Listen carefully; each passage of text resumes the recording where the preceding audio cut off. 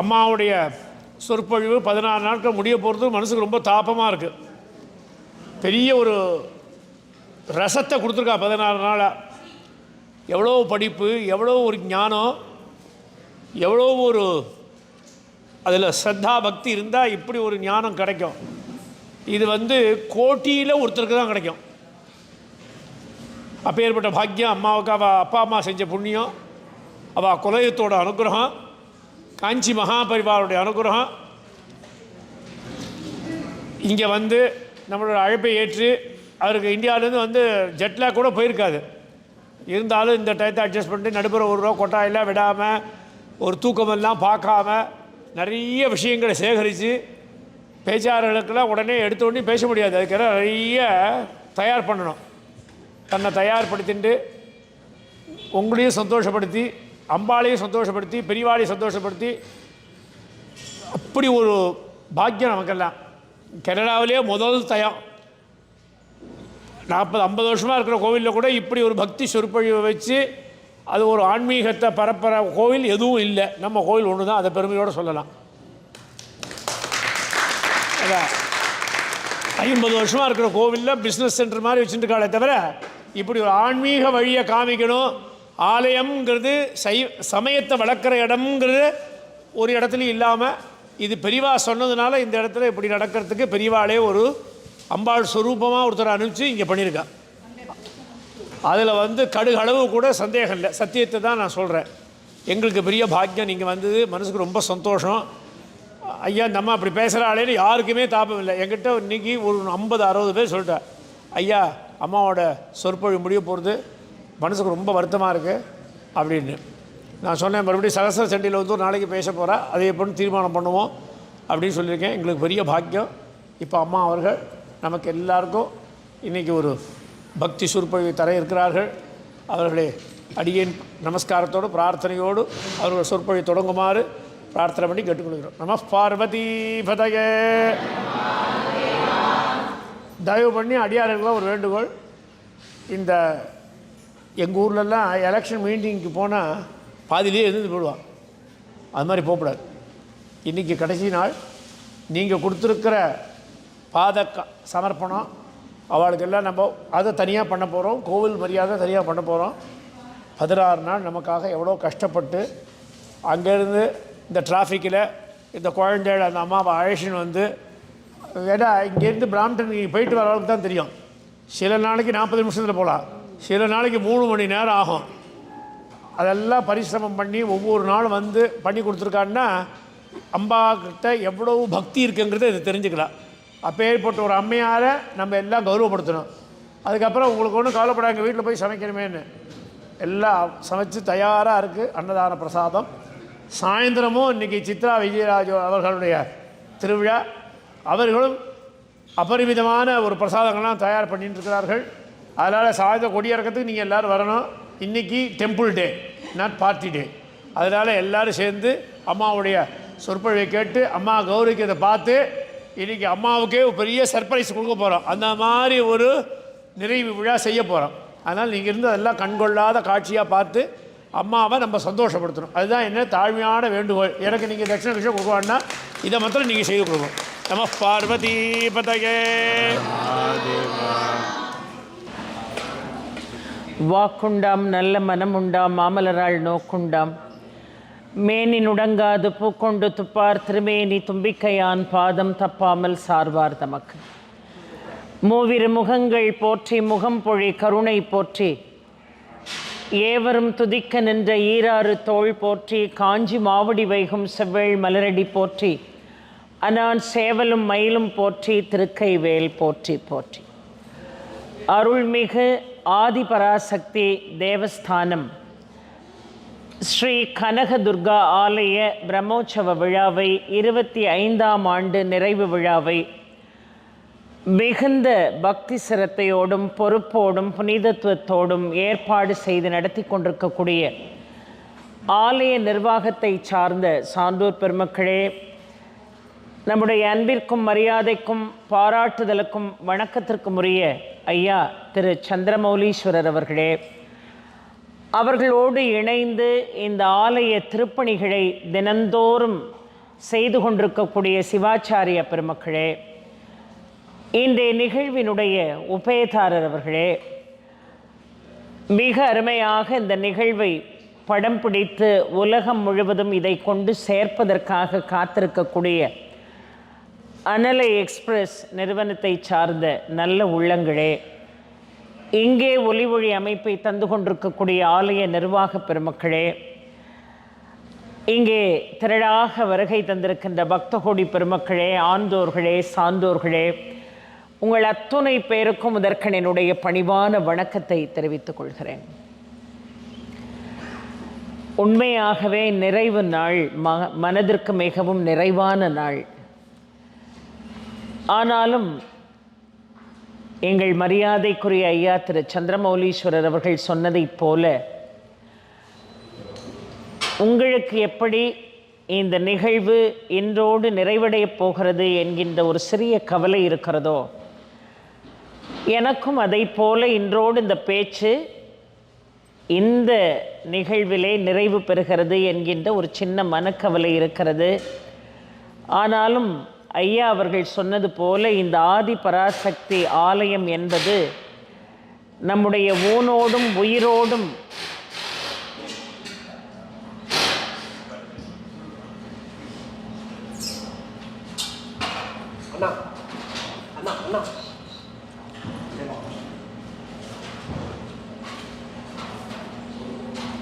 இந்த ஆதிபராசக்தி ஆலயம் என்பது நம்முடைய ஊனோடும் உயிரோடும் கலந்த ஒரு ஸ்தலமாக இருக்கிறது என்பதை சொல்லிக்கொள்வதிலே நான் மட்டற்ற மகிழ்ச்சி அடைகிறேன். இது என்றைக்குமே நீங்காத சொந்தமில்லை, என்றென்றும் நீங்காத பந்தம் இந்த அருமையான ஆலய நிர்வாகத்தோடு நமக்கு ஏற்பட்டிருக்கக்கூடிய தொடர்பு. எனக்கு உண்மையாகவே சொல்வதற்கு வார்த்தைகள் இல்லை. நம் மனம் முழுமையாக நிறைந்து அது பொங்கி வழிவதாக இருந்தால் வார்த்தைகள் வருவதற்கு தடுமாறும் என்று நாம் பல இடங்களில் பார்த்திருக்கிறோம். ஏனென்று சொன்னால்,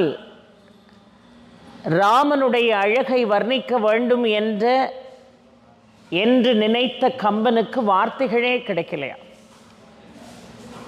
ராமனுடைய அழகு அவ்வளவு பிரமிப்பாக இருந்ததா? அவனுடைய அழகை வர்ணிப்பதற்கு கம்பனுக்கே வார்த்தை கிடைக்கவில்லையா? நான் இந்த கடற்பரப்பிலே நிறைந்து கிடக்கக்கூடிய மணலுக்கு நடுவே இருக்கக்கூடிய ஒரு சின்ன சிற்பி. நான் ஒரு சின்ன சிற்பியாக நான் ஏதோ ஒரு மூலையில் இருக்கிறேன். ஆனாலும் மிக பணிவோடு சொல்லிக்கொள்கிறேன், இதை போல ஒரு அன்பை, இதை போன்ற ஒரு வரவேற்பை நான் பெற்றிருக்கிறேன் என்று நினைக்கின்ற பொழுது, ஐயா அவர்களுடைய வார்த்தை 100% உண்மை. என் தாயும் தந்தையும் என்னுடைய முன்னோர்களும் செய்த பாக்கியம். அவர்கள் விதைத்தார்கள், இன்றைக்கு நான் அதை அறுவடை செய்கிறேன் என்று தான் நான் நினைக்கிறேன். ஏனென்று சொன்னால்,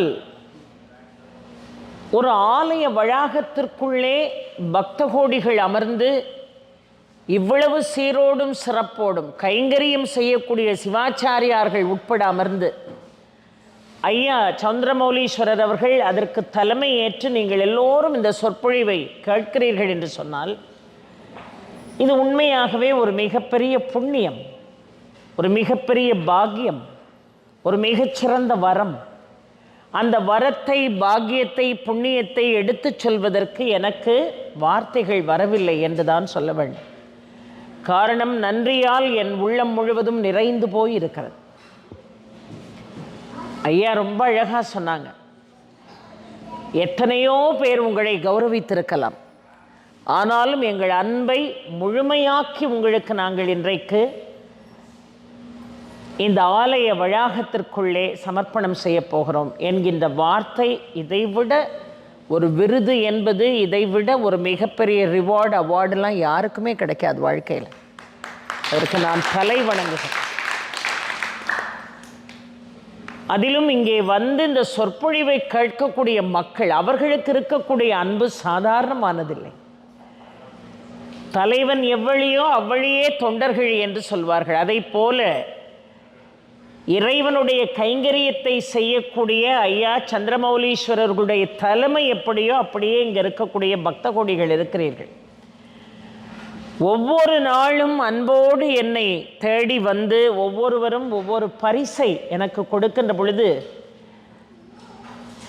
எனக்கு மிகவும் மகிழ்ச்சியாக இருக்கிறது. அதைத்தான் நான் சொல்ல வேண்டும். இவ்வளவு ஒரு அன்பும் இவ்வளவு ஒரு ஆதரவும் நாடு விட்டு நாடு வந்து எனக்கு ஏற்பட்டிருக்கிறது என்று சொன்னால் அதற்கு அஸ்திவாரம் இட்டவர் எங்கள் ஐயா அவர்கள்.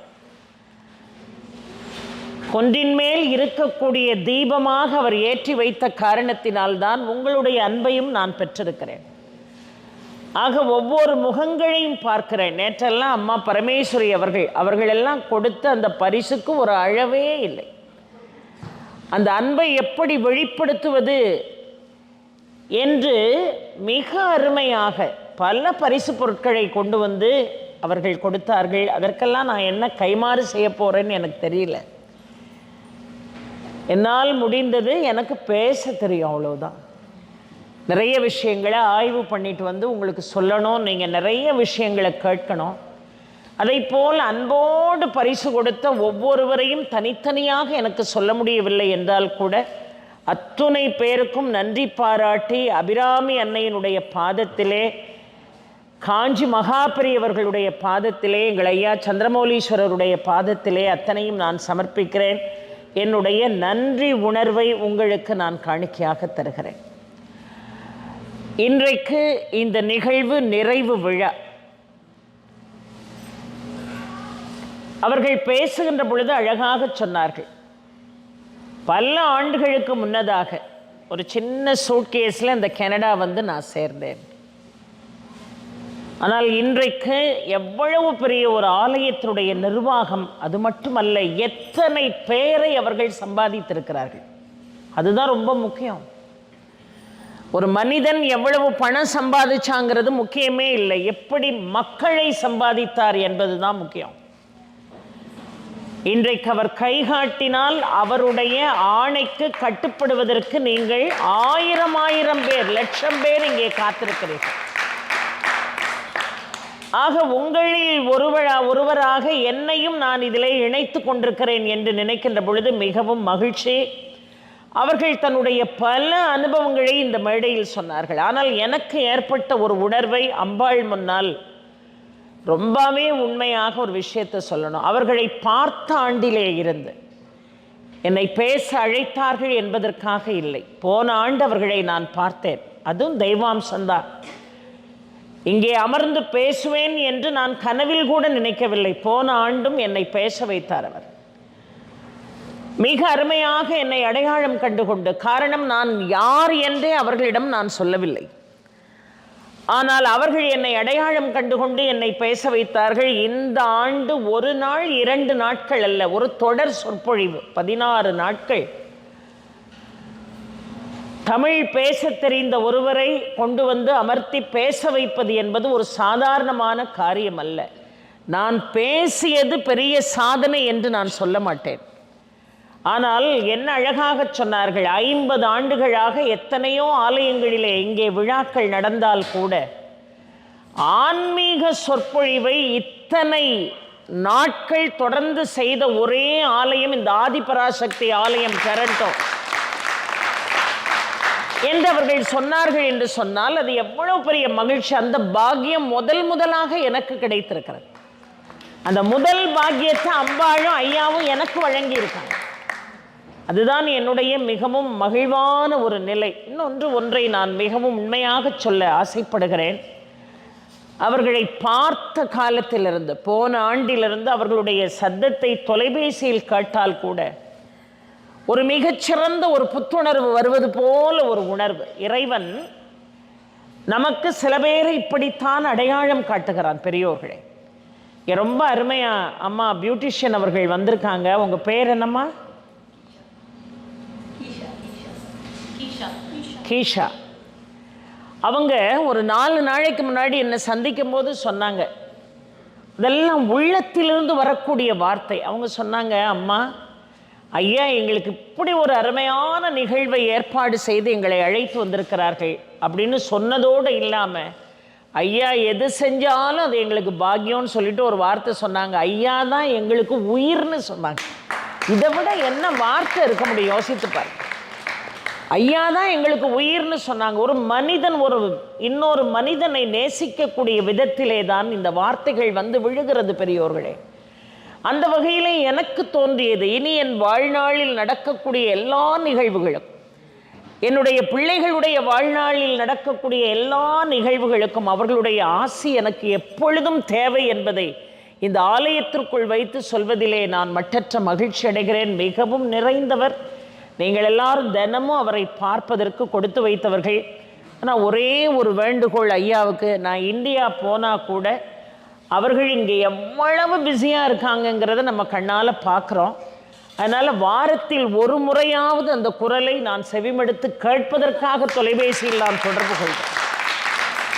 எல்லா நாட்களிலும் அவர்களை தொந்தரவு செய்யாமல் ஒரு நாளாவது அவர்களை தொடர்பு கொண்டு ஒரு 2 நிமிடங்கள் அவர்களுடைய ஆசியை பெற்றால் எனக்கு மகா பெரியவாவே நேரில் வந்து எனக்கு ஆசி கொடுத்தது போல நான் நினைக்கிறேன். அதை போல இங்கே இருக்கக்கூடிய ஒவ்வொரு சிவாச்சாரிய பெருமக்களை எவ்வளவு ஒரு திவ்யமாக பரிபூரணமாக தன்னுடைய பணியை செய்கிறார்கள். அதை பார்க்கின்ற பொழுது ஒவ்வொருவருடைய பெயரும் எனக்கு தெரியவில்லை, ஆனால் ஒவ்வொருவருக்கும் நான் நன்றி சொல்வதற்கு கடமைப்பட்டிருக்கிறேன். அதை போல, ஏன்னா இது பேச்சுன்னு சொல்கிறத காட்டிலும் இதை நன்றி முதல்ல சொல்லிடணும்.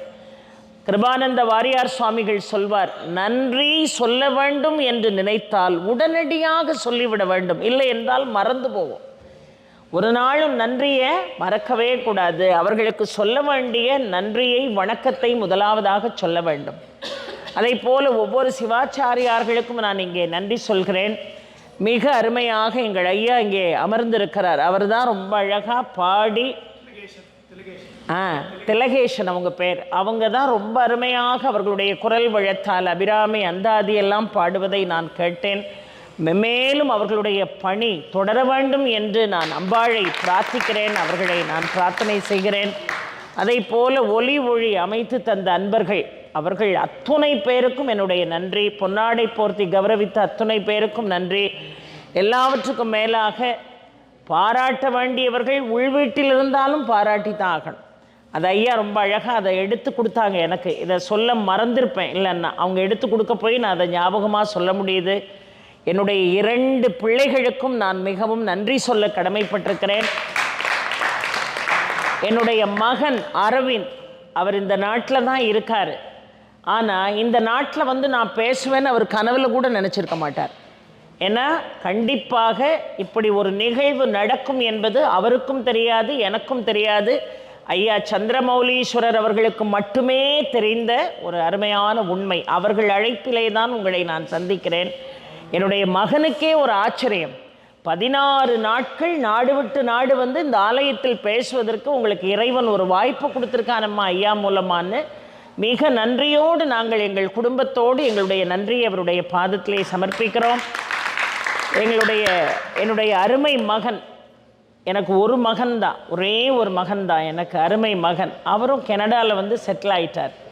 அரவிந்த் அவர் பேர். அவருக்கு என்னுடைய நன்றியை நான் சொல்கிறேன். தாயாக இருந்தால் கூட பிள்ளை செய்த கைங்கரியத்துக்காக நன்றி சொல்வது ஒரு ஒழுக்கமான ஒரு பண்பான ஒரு விஷயம். அதனால் அவருக்கு நான் நன்றி சொல்கிறேன். அதுக்கு மேலே நன்றி சொல்ல வேண்டியது யாருக்குன்னு கேட்டிங்கன்னா என் மாட்டு பொண்ணுக்கு.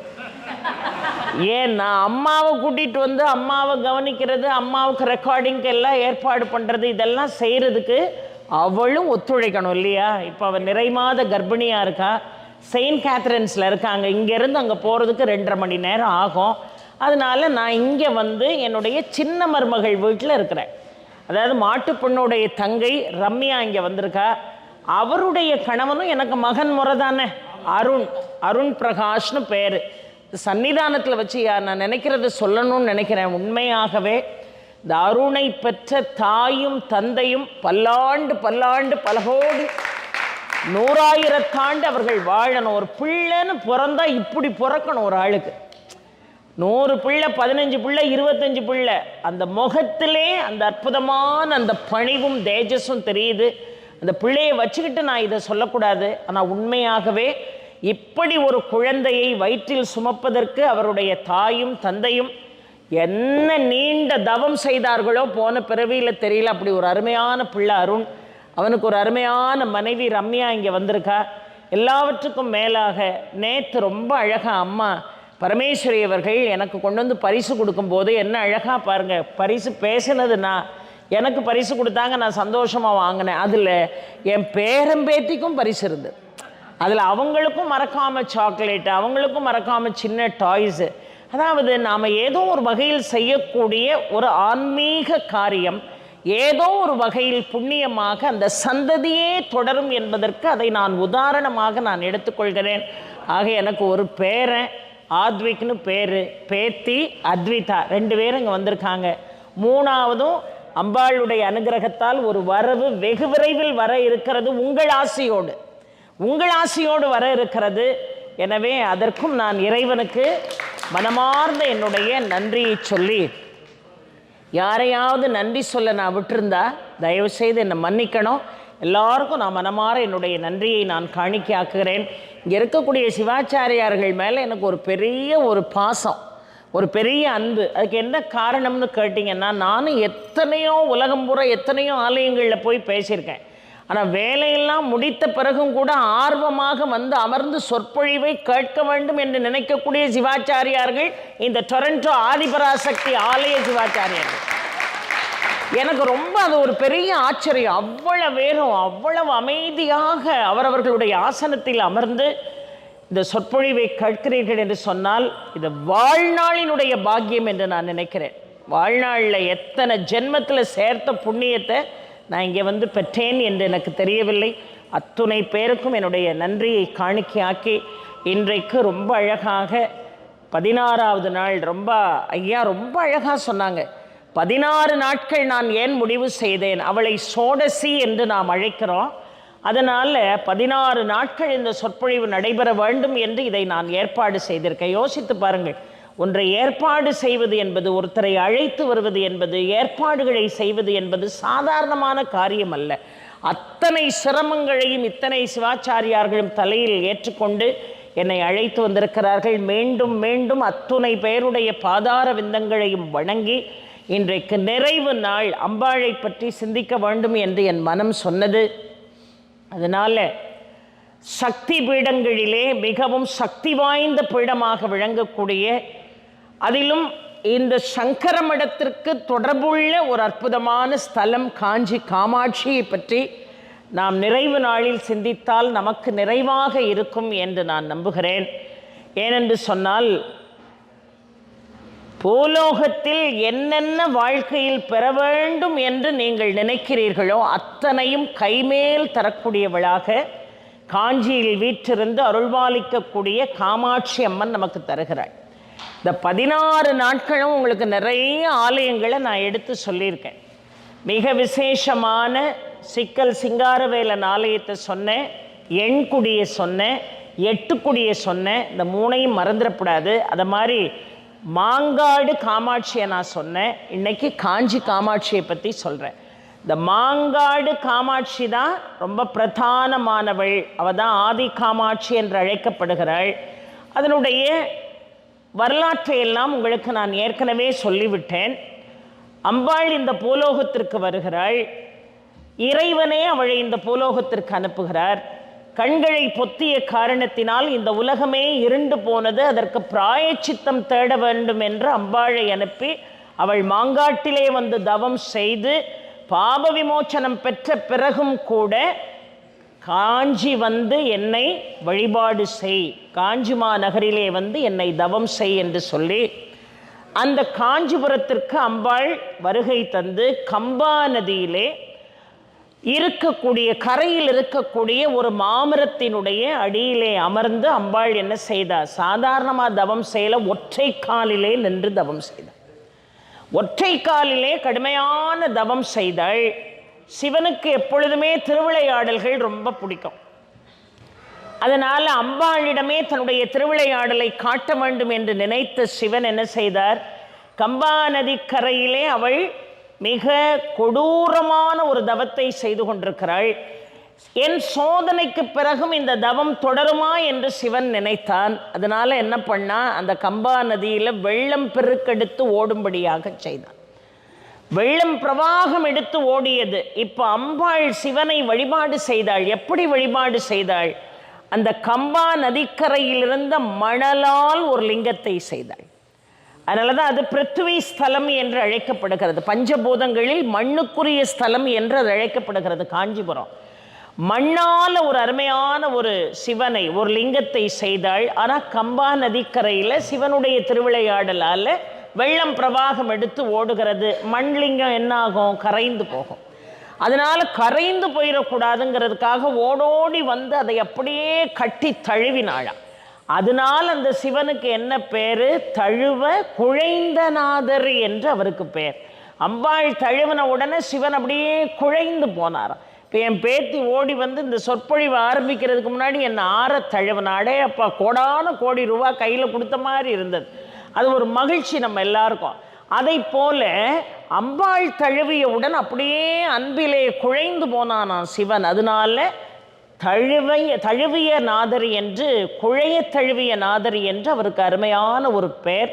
அப்படி குழைந்து அன்பால் நெகிழ்ந்து அவளும் தழுவ அவரும் அந்த ஸ்பரிசத்தை, அவளுடைய அன்பை சிவன் உணர்ந்தானாம். அப்பேற்பட்ட ஸ்தலம். அந்த மாமரத்தினுடைய விசேஷம் எல்லாருக்கும் தெரியும். கிட்டத்தட்ட 3500 ஆண்டுகள் பழமையான மாமரம் அது. அந்த மாமரத்தில் 4 வேதங்களுடைய சாரங்கள் இருப்பதாக இன்றைக்கு வரைக்கும் நம்பப்படுகிறது. ரிக்வேதம், யஜுர்வேதம், சாமவேதம், அதர்வன வேதம், இந்த 4 வேதங்களுடைய சாரந்தான் அந்த மாமரத்தில் வெளிப்படக்கூடிய கனிகளுடைய சாரம். அந்த மாம்பழத்தை சாப்பிட்டா அதில் துவர்ப்பும் இருக்கும், அதில் கார்ப்பும் இருக்கும், அதில் இனிப்பும் இருக்கும், அதில் புளிப்பும் இருக்கும். ஆக 4 வேதங்கள் வெளிப்படுத்தக்கூடிய சாராம்சங்களை அந்த அருமையான காஞ்சிமா நகரிலே விருட்சமாக இருக்கக்கூடிய மாமரம் ஈணுகின்ற அந்த கனி அந்த 4 சுவைகளையும் கொடுக்கிறது. அவ்வளவு ஒரு பெருமை மிக்க ஒரு அற்புதமான ஸ்தலம். ஆக தழுவ குழைந்த சிவன், அவனைத்தான் என்னன்னு சொல்கிறோம், எப்படி அழைக்கிறோம்? அவனுடைய நாமம் என்ன? ஏகாம்பரேஸ்வரர் என்று அழைக்கிறோம். அந்த ஏகாம்பரேஸ்வரர் சன்னிதானத்துக்குள்ளே போனால் அந்த மணல் லிங்கத்தை உருவாக்கினாளே அம்பாள், அவள் சிவனை தழுவது போல ஒரு காட்சி. அந்த காட்சியை பார்த்தாலே நமக்கு ஜென்ம சாபல்யம் கிடைக்கும் என்று சொல்கிறார்கள். அதனால அதுக்கு அபிஷேகம் இல்லை. அங்கே யாருக்கு அபிஷேகம்? ஆவுடையாருக்கு மட்டும்தான் அங்கே அபிஷேகம் என்று பார்க்கிறோம். அந்த அருமையான சன்னிதானம் சாதாரணமான சன்னிதானம் அல்ல. அங்கே காஞ்சிபுரத்துக்கு போயிட்டா ஏகாம்பரேஸ்வரரை பார்க்காம வந்துடக்கூடாது. காஞ்சி காமாட்சியை பார்த்தாலே ஏகாம்பரேஸ்வரரை பார்த்த மாதிரி தான் இருந்தாலும் 2 பேரையும் சேர்த்து பார்க்கணும். அந்த காஞ்சிபுரத்துக்கு என்ன விசேஷம்? அங்கெல்லாம் இவர்கள் 20 ஆண்டுகள் 30 ஆண்டுகள் வாழ்ந்திருக்கிறார்கள் என்று சொன்னால், இந்த வாழ்ந்து கொண்டிருக்கக்கூடிய இந்த மகான்களை பார்த்தாலே நமக்கெல்லாம் ரொம்ப மிகப்பெரிய ஒரு புண்ணியம். ஏனென்றால் அங்கே பிரதானமானவளே காஞ்சி காமாட்சி தான், வேற யாரும் கிடையாது. வேற அங்கே இருக்கக்கூடிய எந்த சிவஸ்தலங்களை நீங்கள் போய் பார்த்தாலும் அங்கே அம்பாள் இருக்க மாட்டாள். எல்லாத்துக்குமே பிரதானமானவள் இந்த காஞ்சி காமாட்சி தான். அது மட்டும் இல்லாமல் எல்லா ஆலயத்திலும் இறைவனுடைய பார்வை யாரை பார்க்க இருக்கும்? காமாட்சியை நோக்கியே இருக்கும். அத்தனை ஆலயங்களுடைய முகப்பும் எதை பார்க்க இருக்கும்? காமாட்சியை பார்ப்பது போல இருக்கும். அங்கே அவ தான் எல்லாம். ஆனால் அந்த காஞ்சி காமாட்சி அம்மனுடைய கருவறை சுவர் இருக்கிறது பாருங்கள், அதில் பிரம்மா, விஷ்ணு, சிவன் இவர்களுடைய திருத்துவம் ஒன்றாக இணையக்கூடிய அந்த சக்தி இருப்பது போல ஒரு அமைப்பு அந்த கர்ப்பகிரகத்தை சுற்றி இருக்கிறது. அது மட்டுமல்லாமல் கர்ப்பகிரகத்தினுடைய சுவற்றிலே பங்காரு காமாட்சி சன்னிதானத்தை, அந்த அருமையான அந்த சிலா வடிவத்தை நாம் பார்க்கிறோம். சரஸ்வதியினுடைய சிலா ரூபத்தை நாம் வழிபாடு செய்கிறோம். ஆதிசங்கரரை நாம் வழிபாடு செய்கிறோம். ஏனென்று சொன்னால், இந்த காஞ்சிபுரத்துக்கு அம்பாள் வந்து இந்த உலகை காக்க வேண்டும் என்பதற்காக பண்டாசுரனுடைய கொடுமையிலிருந்து நம் அத்துணை பேரையும் காப்பாற்றுவதற்காக அவள் என்ன செய்தாள்? படாத பாடுபட்டு அவனோடு போராடி அவனை வதம் செய்த காரணத்தினால் மிக உக்கிரமாக இருந்தாள். அவள் மிக உக்கிரமாக இருந்தாள். அவள் உக்கிரத்தை தணிக்கணும்னு நினைச்சவர் யாருன்னு கேட்டிங்கன்னா ஆதிசங்கரர். மாங்காடு காமாட்சி அப்படிதான் உக்கரத்தை தணிப்பதற்காக ஸ்ரீமேரு சக்கரத்தை பிரதிஷ்டை செய்தார் ஆதிசங்கரர். அதை போல இங்கே பண்டாசுரனுடைய கொடுமையிலிருந்து எல்லாரையும் காப்பாற்றிய பிறகும் அவனை வதம் செய்த பிறகும் அவளுக்கு ஏற்பட்ட அந்த உக்கரம் தணியலங்கிறதுக்காக ஆதிசங்கரர் ஸ்ரீமேரு சக்கரத்தை அம்பாளுக்கு முன்னாடி என்ன செய்கிறார், பிரதிஷ்டை செய்கிறார். அதனால அந்த இடம் மிகவும் விசேஷமான ஸ்தலம். நீங்கள் மூலஸ்தானத்தில் போய் பார்த்தீங்கன்னா கூட அம்பாள் மிக கம்பீரமாக அந்த காயத்ரி மண்டபத்திலே விற்றிருக்கிறாள். இந்த காயத்ரி ஜபம் ரொம்ப பிரசித்தி பெற்ற ஜபம், எல்லாருக்கும் நன்றாக தெரியும். அதை காயத்ரி மந்திரம்னு கூட சொல்ல மாட்டாங்க, காயத்ரி ஜபம் என்று சொல்வார்கள். அந்த காயத்ரி ஜபத்துக்கு ஏற்றார் போல் அது எத்தனை அக்ஷரங்களை கொண்டிருக்கிறது, 24 அக்ஷரங்களை கொண்டிருக்கிறது. அந்த அக்ஷரங்களுக்கு ஏற்றார் போல் 24 தூண்கள் கொண்ட காயத்ரி மண்டபம். அந்த மண்டபத்திற்கு மேலே இருக்கக்கூடிய தங்க கூரை, தங்க கோபுரம், அதற்கு கீழே காமாட்சி அம்மன் பத்மாசன நிலையிலே மிக அற்புதமாக வீற்றிருக்கிறாள். 4 கரங்களோடு காட்சி தருகிறாள். முன்னாடி இருக்கக்கூடிய 2 கரங்களையும் கரும்பு வில்லும் மலரும் வைத்திருக்கிறாள். பின்னாடி உள்ள 2 அருமையான கைகளில் அங்குசம் பாசம் வைத்திருக்கிறாள். அவள் இந்த பாசமும் அங்குசமும் அவன் ஏன் வைத்திருக்கிறாள் என்று சொன்னால், ஐயா காஞ்சி மகா பெரியவா தன்னுடைய உரையில் ரொம்ப அருமையாக சொல்வாங்க. ஐயா, அவள்தான் ஆதிபராசக்தி தான், காஞ்சி காமாட்சி தான், எல்லாமே அவள் தான். காந்திமதி அம்மனும் அவள் தான், காமாட்சி அவள் தான், ஆதிபராசக்தி அவள் தான், துர்காதேவி அவள் தான். நம்முடைய அம்சங்களுக்கு புரிவதற்கு ஏற்றார் போல ரூப லாவணங்களை மாற்றிக்கொண்டு அவள் என்ன செய்கிறாள், அருளாட்சி செய்கிறாள். இப்போ ரொம்ப அழகாக காஞ்சி மகா பெரியவா மிக அருமையாக சொல்வார், அவள்தான் சகல மாயைகளையும் உருவாக்கக்கூடியவள். அவள்தான் எல்லா மாயைக்கும் காரணமானவள், ஆதிபராசக்தி தான். அந்த மாயையிலிருந்து ஒவ்வொரு ஜீவனை விடுவிப்பதும் அவள்தான், ஒவ்வொரு ஜீவராசிகளையும் காப்பதும் அவள்தான் என்று தன்னுடைய உரையிலே மிக அழகாக சொல்கிறார். இப்போ ஒரு உதாரணம் பாருங்க, வீட்டில் குழந்தை இருக்கு, அது ரொம்ப சேட்டை பண்ணுதுன்னா சில நேரம் நம்மளே பொறுமை இழந்து என்ன செய்வோம், ஒரு அரை காலில் போடுவோம். எப்போதுமே குழந்தைகளை காலுக்கு கீழே தான் அடிக்கணும். ஏன்னா சொற்பொழிவுக்கு நடுவில் சில விஷயத்த சொல்லிட்டு போயிடணும். காலுக்கு கீழே தான் அடிக்கணும். அந்த காலத்தில் ஒரு பழமொழி சொன்னாங்க, அடி உதவுறாப்புல அண்ணன் தம்பி உதவ மாட்டான் அப்படின்னு ஒரு பழமொழி சொன்னாங்க. நம்மெல்லாம் என்ன அழகாக அடி உதவுறாப்புல அண்ணன் தம்பி உதவ மாட்டான் அப்படின்னா, இந்த காலத்தில் கிராமத்தில் ஒரு பழமொழி சொல்லுவாங்க, முருங்கை மரத்தை ஒடிச்சு விட்டு தான் வளர்க்கணும், இல்லைன்னா அது பலன் கொடுக்காது. முருங்கையை ஒடிச்சு வளர்க்கணும், பிள்ளைய அடித்து வளர்க்கணும். ஆனால் பிள்ளைய இன்னைக்கு அடித்தா பெரிய அஃபென்ஸு, அப்படியெல்லாம் என்ன செய்ய முடியாது, அடிக்க முடியாது. 2 பிரச்சனை இருக்குது இன்னைக்கு. என்ன பிரச்சனைன்னா, பெற்றோர்களும் பிள்ளைகளை அடிக்கக்கூடாது. நல்ல விஷயந்தான், நான் இல்லைன்னு சொல்லலை. ஆனால் கண்டிக்கிறதுக்காக அடிப்பது போல் ஒரு பாவனையாவது என்ன செய்யணும். அந்த காலத்தில் நான் எங்கள் வீட்டில் சொல்லியிருக்கேன்ல, 9வது பிள்ளை, நல்லா சேட்டை பண்ணுவேன், பயங்கரமாக சேட்டை பண்ணுவேன். எங்கள் அப்பா பள்ளிக்கூடத்தில் கொண்டு என்னை இன்னும் ஞாபகம் இருக்குது, ஆசிரியர் கையில் கொண்டு வந்து ஒப்படைக்கும் போது எங்கள் அப்பா சொன்னாங்க, கண்ணை மட்டும் வச்சுட்டு மீதியெல்லாம் உரிச்சிருங்கன்ட்ட. கண்ணை மட்டும் விட்டுருங்க, மீதியெல்லாம் உரிச்சு அனுப்புங்க, நாங்கள் என்னன்னே கேட்க மாட்டோம். அப்படி தானே ஒரு காலத்தில் இருந்தது பள்ளிக்கூடம். வீட்டில் வந்து ஏதாவது கம்ப்ளைண்ட் பண்ணோம்னா ஏற்றுக்கிடவே மாட்டாங்க நம்முடைய பெற்றோர்கள். அவன் தான் உன்னை வழிகாட்டக்கூடிய ஆசிரியர், அவர் சொன்னால் சரியாக தான் இருக்கும், அதில் தான் தலையிடக்கூடாதுங்கிற ஒரு பொறுப்பு தாய்க்கும் தகப்பனுக்கும் இருந்தது.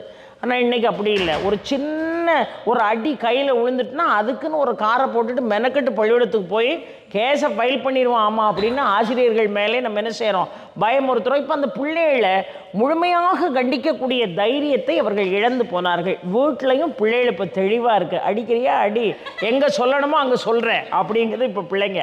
ஆனால் இதை மாதிரி குழந்தை சேட்டை பண்ணும்போது சும்மா காலில் ஒரு சின்ன தட்டினோன்னு வைங்களேன், அது ஒரு ஓரமாக உட்காந்து அது வலிச்சே இருக்காது. நம்ம என்ன அப்படி கொடூரமாக அடிக்க போகிறோம், அப்படி லேசாக அப்படி தட்டுவோம், ஒரு ஓரத்தில் உட்காந்து அது அழுதுகிட்டே இருக்கும். அப்போ அடி போடணும்னு அந்த காலத்தில் சொல்லி கொடுத்துருக்காங்க நம்முடைய சான்றோர்கள். ஆனால் பழமொழி என்ன, அடி உதவுறாப்புல அண்ணன் தம்பி உதவ மாட்டான்னு சொன்னாங்க.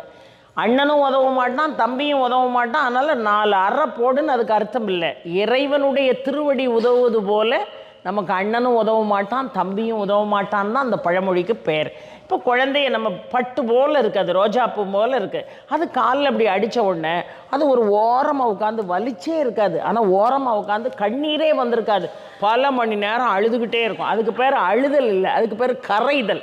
கரைஞ்சிக்கிட்டே உட்கார்ந்துருக்கோம். ஏன்னா யார் அடித்தாலும் அவளே வந்து தூக்கணும்.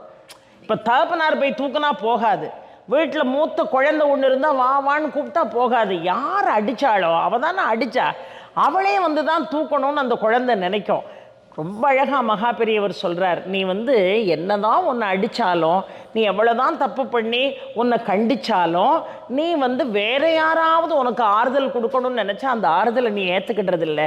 எவன் நம்மளை அடித்தாலோ அவளே வந்து தான் நம்மளை தூக்கி நம்மளை அரவணைக்கணும்னு நீ நினைக்கிறீல்ல, அது மாதிரி தான் அம்பாளாம். ரொம்ப அழகாக சொல்கிறார் ஐயா. அதை மாதிரி தான் அம்பா. நீங்கள் அடித்து எத்தனை பேர் சமாதானப்படுத்தினாலும் அவள் சமாதானமாக மாட்டா. ஆனால் அவளே தூக்கி வாரி அணைத்தால் மட்டும்தான், நம்மளை அடித்தாளேங்கிற பகை கூட அந்த குழந்தை மனசில் இருக்காது. அம்மாவே நம்மளை அரவணைக்கணும். அதை போல் நீங்கள் எல்லாருமே மனசில் அம்மா மட்டுமே என்னை அரவணைச்சா போதும்னு நினச்சா கூட அபிராமி அன்னையினுடைய அன்பு முன்னாடி வந்து நிற்கும்னு மகா பெரியவா ரொம்ப அழகாக சொல்கிறார். ஏன்னா காஞ்சி காமாட்சி அவர் தரிசனம் செய்யாத நாளே கிடையாதுன்னு சொல்லுவாங்க ஐயாலாம், தெரிந்தவர்கள் கூட இருந்தவர்கள். இந்த காஞ்சி காமாட்சியை பார்த்தா ஒரு புதிய புத்துணர்வு வரும். இன்னும் சொல்லப்போனால் அந்த காஞ்சி காமாட்சியினுடைய கண்கள் அப்படியே பேசும். அங்கே போனால் நம்ம எதை பார்க்குறோமோ பார்க்கலையோ, அங்கே அம்பாளுடைய கண்களை பார்க்கணும். அந்த கண்ணு உண்மையாகவேங்க நீங்கள் கூர்மையாக பார்த்தீங்கன்னா அப்படி உருளும் அந்த கண்ணு. அவ்வளவு சக்தி வாய்ந்தவளாக அங்கே காமாட்சி இருக்கிறாள். அவள் அந்த காயத்ரி மண்டபத்திற்கு கீழே தங்கத்தால் வேயப்பட்ட கோபுரத்துக்கு கீழே பத்மாசனத்தோடு அமர்ந்திருக்கிறாள். பக்கத்தில் அந்த கர்ப்பகிரகத்திற்குள்ள ஒற்றை காலில் நின்று தவம் செய்த அம்பாளுடைய ரூபம் இருக்கிறது. முன்னாடி பண்டாசுரனை அழித்தும் உக்கிரம் அழியாத காரணத்தினால ஸ்ரீமேரு சக்கரத்தை ஆதிசங்கரர் பிரதிஷ்டை செய்த அந்த ஸ்தலத்தை தரிசனம் பண்ணுறதுக்கு எவ்வளோ கொடுத்து வச்சுருக்கணும். அங்கே அம்பாளை 5 ரூபங்களில் நாம் வழிபாடு செய்கிறோமா. எப்படி வழிபாடு செய்கிறோம்னா, பாரபத்திரிகா என்கின்ற ஒரு ரூபத்தில் அவளை வழிபாடு செய்கிறோமா, அஞ்சனா காமாட்சி என்று அவளை வழிபாடு செய்கிறோமா. அதனால தான் சொன்னேன் கண்ணு ரொம்ப விசேஷம்னு. அஞ்சனா காமாட்சி என்று அவளை வழிபாடு செய்கிறோம். ஸ்வர்ண காமாட்சி என்று அவளை வழிபாடு செய்கிறோம். உற்சவ காமாட்சி என்று நாம் அவளை வழிபாடு செய்கிறோம். இப்படி 5 ரூபங்களில் அம்பாள் நமக்கு காட்சி தருகிறாள் என்று பார்க்கிறோம். உற்சவ காமாட்சியாக காட்சி தருகிறாள், ஸ்வர்ண காமாட்சியாக காட்சி தருகிறாள், அஞ்சன காமாட்சியாக காட்சி தருகிறாள், பார பத்தாரிகா என்கின்ற ரூபத்திலே காட்சி தருகிறாள், தவ காமாட்சியாக காட்சி தருகிறாள். 5 சொல்லிட்டேன்னா, ஆக 5 ரூபத்தில் காமாட்சி அங்கே இருந்து என்ன செய்கிறாளா, அருள்பாலித்து கொண்டிருக்கிறாள். இன்னொன்று, அந்த ஆலயத்தினுடைய விசேஷம் என்னன்னா, ஒரு காமாட்சியை நீங்கள் வழிபட ஆரம்பித்தாலே 3 தேவியர்களையும் வழிபட்டதற்கு சமம். ஏன்னா அவளுடைய 2 கண்களில், ஒன்று லக்ஷ்மி, செல்வத்தை வாரி வழங்கக்கூடிய லக்ஷ்மி ஒரு கண்ணில் இருக்கா, இன்னொரு கண்ணில் ஞானத்தை அள்ளித்தரக்கூடிய சரஸ்வதி இருக்கிறாள். இன்னொன்று சக்தி பீடங்கள், ஒவ்வொருவரும் ஒவ்வொரு நிலையிலே சக்தி பீடங்கள் இத்தனை என்று சொல்லப்படுகிறது.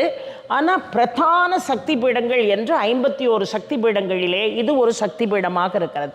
இந்த சக்தி பீடங்கள் எப்படி உருவாச்சுன்னா, தட்சன் ஒரு பெரிய யாகம் நடத்தினான். அந்த யாகத்திற்கு சிவனை நிந்தித்தான், சிவனை அழைக்கவில்லை. சிவனுக்கு மட்டும் அழைப்பு இல்லை, மருமகனுக்கே அழைப்பு இல்லாமல் ஒரு யாகம் நடத்தினா அது மரியாதையாக இருக்கும். நேராக யாகம் நடந்து கொண்டிருக்கின்ற பொழுது இவளுக்கு பொறுக்க முடியல, நான் போகிறேன்னா. ஏன்னா கணவனுக்கு ஒரு அவமானம் வந்துட்டா மனைவி பார்த்துக்கிட்டு இருக்கக்கூடாதுங்கிறதுக்கு இந்த சம்பவம் ஒரு பெரிய உதாரணம். இன்றைக்கெலாம் அப்படி ஒரு அவமானத்தை சந்தித்தா எல்லாம் ஒரு புத்தியால் நடக்கிறது. நான் என்ன செய்ய முடியும், வாயை வச்சுக்கிட்டு சும்மா இருக்கணும் அப்படிங்கிறோம் இன்றைக்கி. ஆனால் அன்னைக்கு அந்த அம்பாள் என்ன செஞ்சா, தாட்சாயணி நேராக புறப்பட்டு போனான். போய் எதுக்கு என் கணவனை கூப்பிடலை, இன்னொன்று எல்லாரும் பர்மிஷன் இல்லாமல், சிவன்கிட்ட பர்மிஷன் வாங்காமல் அங்கே மற்றவங்களுக்கு என்ன வேலை. அதனால தான் சிவன் நிந்தனை கிடைச்சது. சூரியனை பிடிச்சி கண்ணை பிடுங்கிட்டு விட்டார். யார்? வீரபத்திரர், சிவனுடைய அம்சம். யாரை கேட்டுட்டு நீ யாகத்துக்கு வந்த, சிவனுடைய உத்தரவின் பேரில் வந்தீங்களான்னு சூரியனை பிடித்து கண்ணை பிடுங்கி விட்டார். அதனால தான் இன்னைக்கும் சூரியன் கடுமையான தவம் செய்து பார்வை பெற்றான். அதனால தான் பார்வை பெறுவதற்கு யாரை பிடிக்கும், ஆதித்ய ஹிருதயன்னு சொல்லி சூரியனை பிடிக்கிறோம். சந்திரன் பாருங்க, சிவனுடைய ஆணை இல்லாமல் சந்திரன் போய் கலந்து கொண்ட காரணத்தினால தான் சந்திரனை பிடிச்சி காலில் போட்டு காலால் தேய்ச்சான் சிவன். காலால் தேய்ச்சான். யார் காலில் போய் விழுறோங்கிறதுக்கும் ஒரு கணக்கு இருக்குல்ல. சிவனுடைய பாதம் பட்ட காரணத்தினால சிவனிந்தை நீங்கி அந்த சந்திரனுக்கு என்ன பாக்கியம் கிடைச்சது? சிவனுடைய தலையில் வந்து உட்காரக்கூடிய பாக்கியம் கிடைச்சது. சிவனுடைய கால் தூசி பட்டாலே நமக்கு அவ்வளவு பெரிய ஒரு புண்ணியம் வந்து சேருகிறது. அந்த யாகத்துக்குள்ளே போனால் எதுக்கு என் கணவனை கூப்பிடலைன்னா, அவர் சொன்னார், காட்டுக்குள்ளே இந்த சுடுகாட்டு அந்த பிரேதங்களோட எல்லா சம்பந்தத்தையும் வச்சுக்கிட்டு அங்கே உள்ள சுடுகாட்டு சாம்பல் எடுத்து உடம்பு பூரா பூசிக்கிட்டு அவன் ஆடிக்கிட்டு கிடக்கான, அவனையா என் மருமகன்னு சொல்கிற, உனக்கு அவனை பிடிச்சா அவனோட போய் வாழு, அவனை என் மருமகங்கிற அந்தஸ்தெல்லாம் கொடுக்க முடியாதுன்னார். இவன் என்ன பண்ணா, ஆத்திரம் அடங்காமல் என்ன செஞ்சா, இப்படி ஒரு தந்தை எனக்கு தேவையா?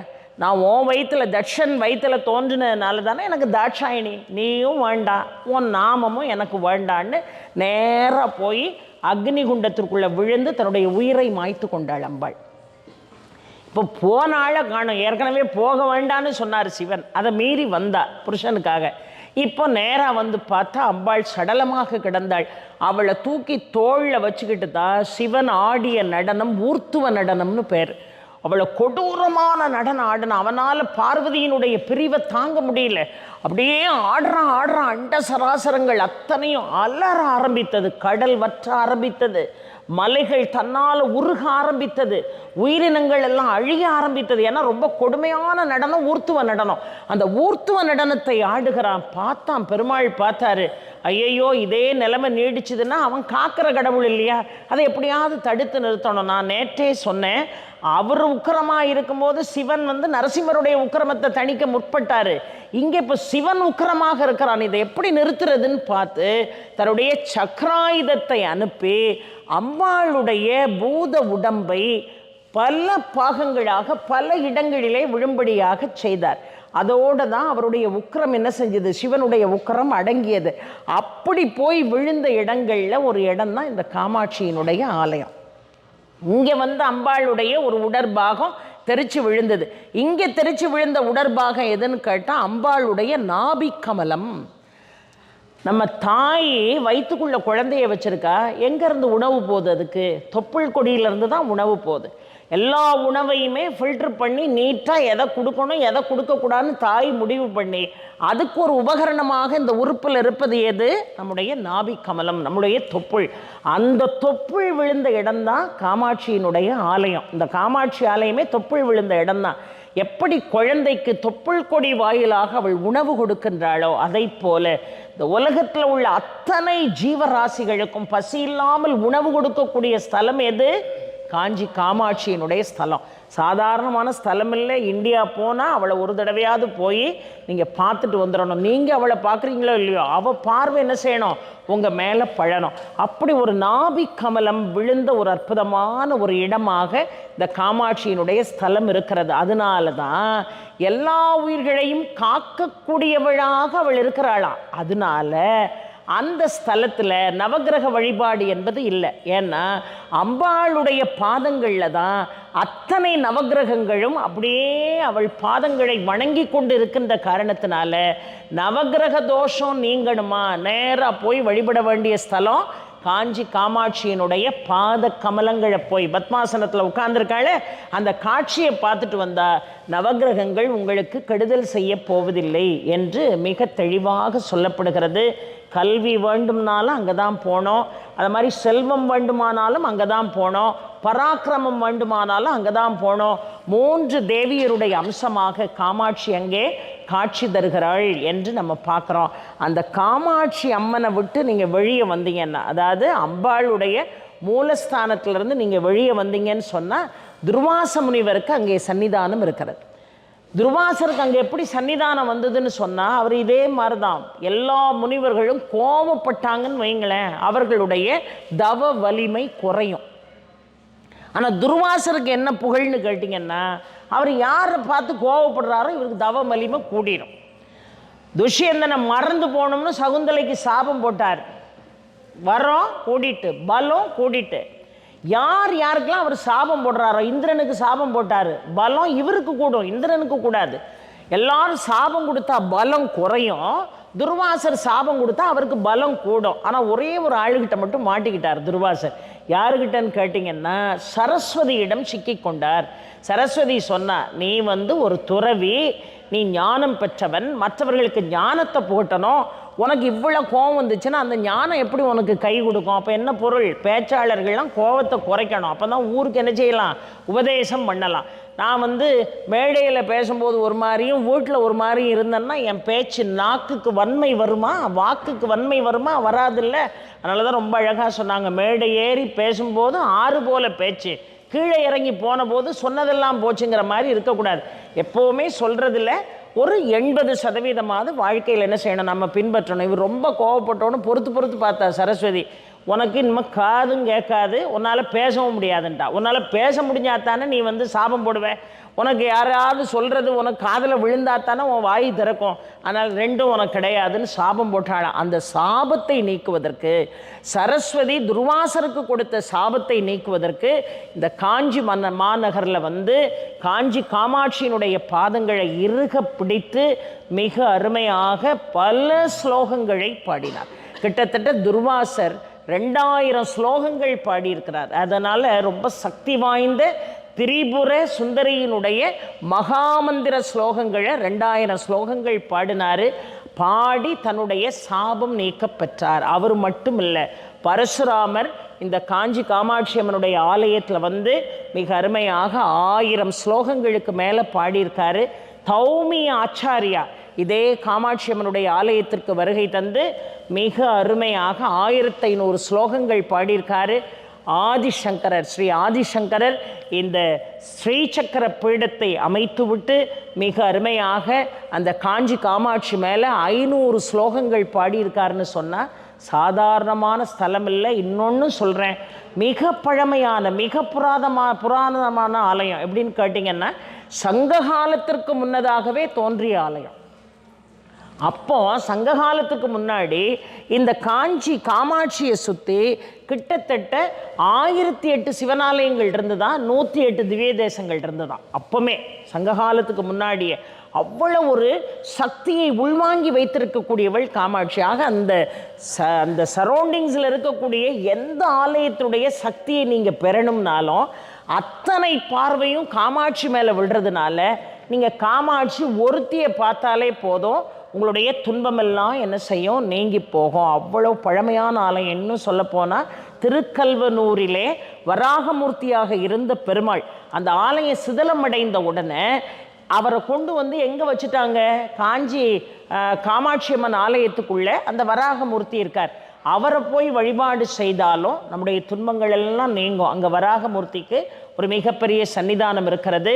கோபம் தீர்ந்து, அதாவது சரஸ்வதியினுடைய சாபம் தீர்ந்து ஞானத்தை மீண்டும் பெற்ற துர்வாசருடைய சன்னிதானம் அங்கே இருக்கிறது. மிகவும் பிரசித்தி பெற்ற ஒரு சன்னிதானமாக அங்கே இருக்கிறது. இன்னொன்று லலிதா சஹஸ்ரநாமம் இருக்கிறது பாருங்கள், அதை ஹயக்ரீவர் அகத்தியருக்கு என்ன செய்தார், உபதேசம் செய்தார். அதனால ரொம்ப அழகாக அகத்தியருக்கும் அந்த காஞ்சி காமாட்சி அம்மன் கோயிலுக்குள்ள சன்னிதானம் இருக்குது, ஹயக்ரீவருக்கும் சன்னிதானம் இருக்குது. சரஸ்வதிக்கே குரு யார், ஹயக்ரீவர். அதனால் பிள்ளைங்க நல்லா படிக்கணும்னா வியாழக்கிழமை சரஸ்வதியும் இருக பிடிக்கணும், ஹயக்ரீவரையும் என்ன செய்யணும், இருக பிடிக்கணும். ஆக லலிதா சஹஸ்ரநாமம் சாதாரணமான நாமாவழி இல்லை, அதை போதிச்சவர் ஹயக்ரீவர், அதை உள்வாங்கியவர் அகத்தியர். ஆக 2 பேருக்குமே உள்ளுக்குள்ள சன்னிதானங்கள் இருக்கு. அந்த லலிதா சஹஸ்ரநாமத்தினுடைய ஆரம்பம் என்ன, முதல் நாமாவழியே ஸ்ரீமாதா என்கின்ற நாமாவழி தான். எப்போவுமே இறைவன் பெரியவனா அவனுடைய நாமம் பெரியதா? யார் பெரியவங்க?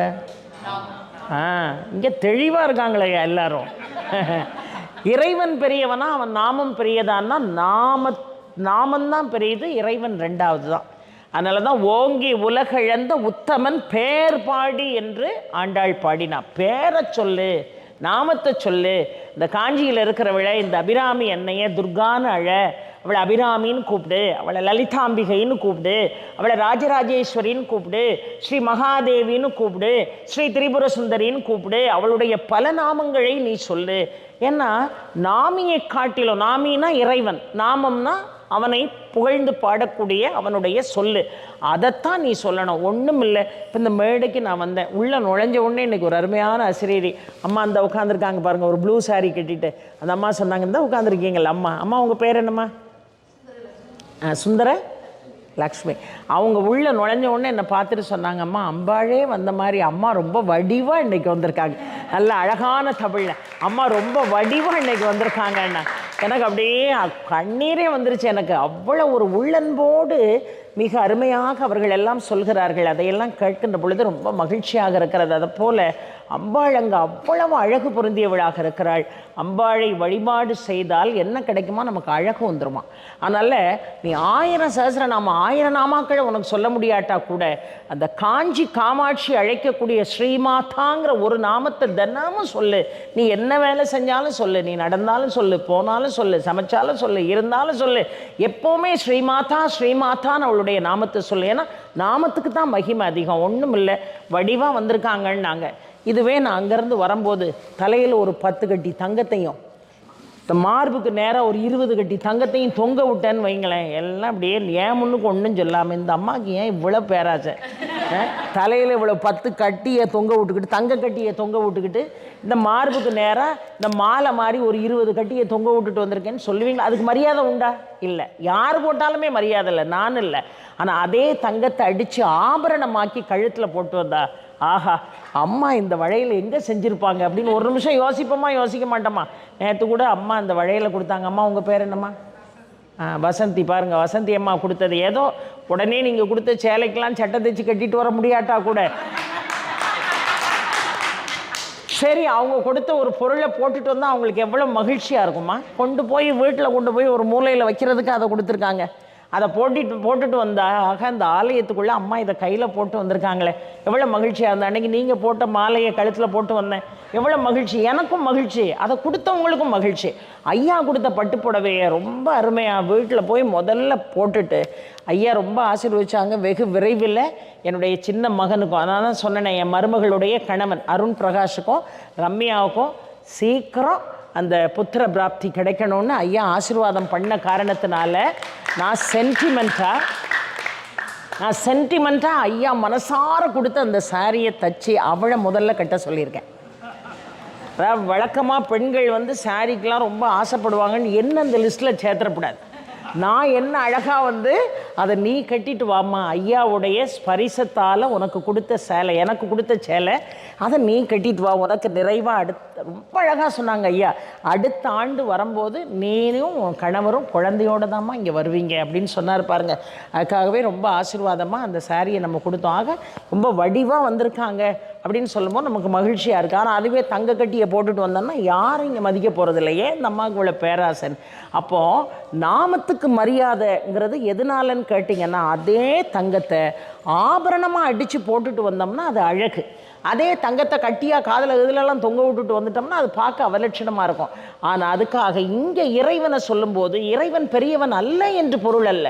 அதை விட இறைவன் உடனடியாக உங்களை தேடி வரணும்னா அவனுடைய நாமத்தால் அவனை என்ன செய்யணும்? அழைக்கணும். ராமா, கிருஷ்ணா, கோவிந்தா, நரசிம்மா, சிவா, ஓம் சக்தி, ஏதோ ஒரு நாமம். அந்த நாமத்தை நீங்கள் சொல்லிகிட்டே இருக்கணும். இந்த காஞ்சி காமாட்சியை நினைக்கும் போது நீங்கள் அந்த கோயிலுக்குள்ளே போய் நிற்கும் போது உங்களுக்கு வேறு எதுவுமே தெரியலம்மா, எனக்கு லலிதா சஹஸ்ர நாமம்லாம் சொல்ல தெரியாதுமா, எனக்கு எந்த மந்திரமும் சொல்ல தெரியல, நான் என்ன சொல்லலாம்? ஸ்ரீமாதா ஸ்ரீமாதா ஸ்ரீமாதான்னு சொன்னாலே அம்பாள் சொன்னேன்ல, இந்த குழந்தை எப்படி கோவிச்சுக்கிட்டு உட்காந்துச்சோ அப்படி 1000 பிரச்சனைகளை நம்ம இருந்தால் கூட நம்ம பிரச்சனைகளெல்லாம் மன்னிச்சுட்டு உடனே அவள் என்ன செய்வாளாம்? அவள் தோளில் போட்டு தாலாட்டுறது மட்டும் இல்லை, காஞ்சி காமாட்சி அங்கே பத்மாசனத்தில் உட்கார்ந்துருக்கனால அவன் மடியில் நீங்கள் குழந்தையாக தவழ முடியும்.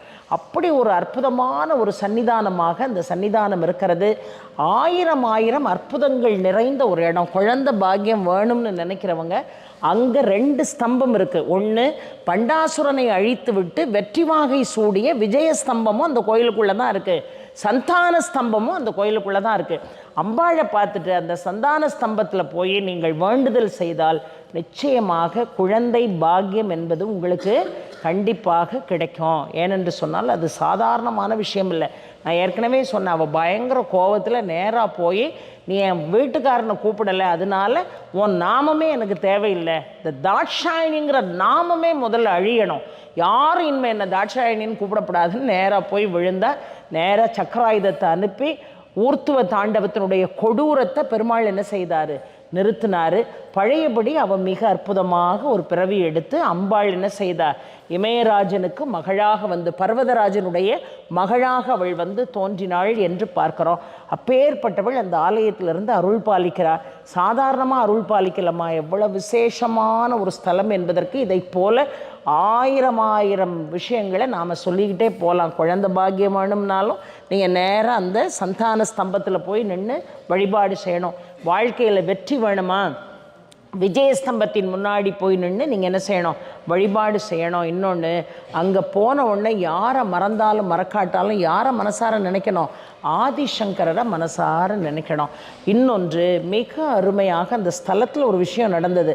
அம்பாள் வந்து கம்பா நதிக்கரையில் தவம் செஞ்சு வெள்ளப்பிரவாகத்தை ஏற்படுத்தினான் சிவன். வெள்ளப்பிரவாகத்தை ஏற்படுத்தின பிறகும் மணலை இறுக தழுவினான். அதனால் தழுவ குழைந்த நாதர்னு அவருக்கு பேர் வந்ததுன்னு நான் சொன்னேன். இப்போது அம்பாள் எவ்வளோ அனுகிரகவாதியாக இருக்கணும், எந்த காரியத்தை யாரை வச்சு செய்ய முடியும்னு சிவன் முடிவு பண்ணுறான். என்ன செஞ்சான், அந்த ஸ்தலத்தில் தான் 2 நாழி நெல் அளந்து கொடுத்து நீ அறம் வளர்க்க வேண்டும் என்று, நீ அறம் வளர்த்த நாயகி என்று இந்த உலகமே உன்னை போற்றணும், தர்ம சம்வர்தினி என்று இந்த உலகமே உன்னை போற்றணும். அது மட்டுமல்ல, அங்கே அறம் வளர்த்த நாயகியாக காமாட்சி நமக்கு வீற்றிருந்து அருள்பாலித்து கொண்டிருக்கிறாள். அவள் இருக்கக்கூடிய அந்த இடம், அதை சிவனே சொல்கிறார், நீ காமகோட்டத்திலே இருந்து, இந்த காமகோட்டத்திலே இருந்து 32 அறங்களை நீ செய்ய வேண்டும் என்று அவர் சொல்கிறார். அந்த காமகோட்டம் தான் காமாட்சியினுடைய ஆலயம், காஞ்சிபுரம் என்று அழைக்கப்படுகிறது. 32 அறங்களை அம்பாள் செய்தாளா. எதுக்காக இன்னைக்கு நிறைவு நாளில் நான் இதை சொல்கிறேன்னு சொன்னால், காமாட்சி அம்மனுடைய ஆலயத்துக்கு பல பேர் போயிருப்பீங்க. அந்த காமாட்சியினுடைய அத்தனை அற்புதங்களும் உங்களுக்கு தெரிஞ்சிருக்கும்.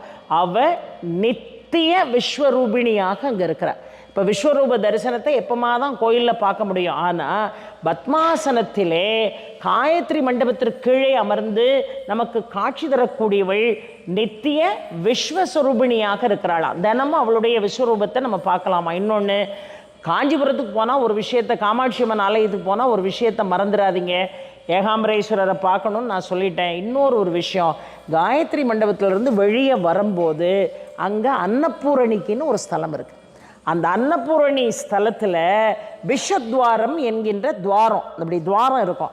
அந்த துவாரத்து வழியாக நீங்கள் எட்டி பார்த்து பவதி பிஷாம் தேகின்னு வேண்டணும்.